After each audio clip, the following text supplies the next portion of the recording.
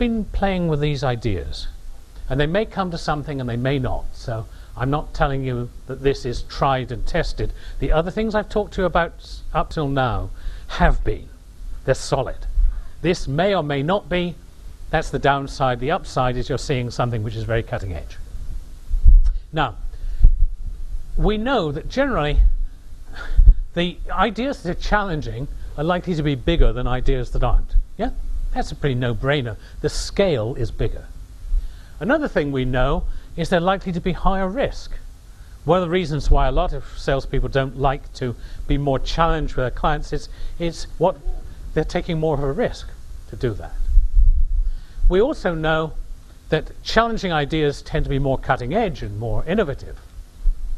And they're harder. They're harder. Now, one of the great challenges is to make things happen when the inertia of the organization and the politics of the organization would make that a difficult thing. Well, it's challenging to do, but if you can do it, very worthwhile. So I've been thinking you could probably assess ideas that you're taking to your customers in terms of, firstly, their scale. Are they just small, bite-sized, contained and short-term ideas, or are they large-scale, crossing more of the organization and across an extended time frame?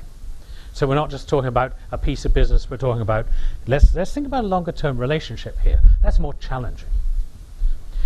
How about the risk? Is it achievable, or is it going to involve outperforming the things we know about already? So are we moving from familiar to the unknown? Are we being ambitious enough?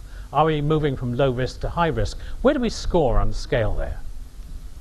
A third thing we're looking at is the innovativeness. Are we following others doing a me too, or are we trying to be leading edge here? And the final thing we're looking at is the difficulty of the idea. Is it something you can do in your sleep, or is it going to stretch you? Do you know what the outcome will be before you start, or are you moving into uncertain territory? Finally, are you confident here of the result, or are both you and the customer sort of a bit scared? Well, the reason why I show you this is you could put it together and you could sort of score out of 40 the boldness of an idea. And the reason why I like this bold is those of you who look at acronyms will see if you come down at this end you're being safe, and if you're up at that end you're being bold. So I find this a useful little tool for helping prod people into saying, are we bold enough? Well, what does bold mean?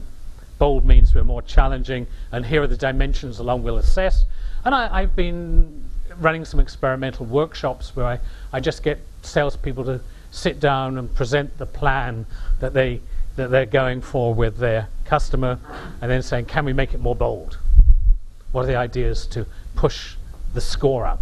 At the moment it's only scoring, when we aggregate all this, a 14 out of 40. How do we push it up to nearer to a 20 at least?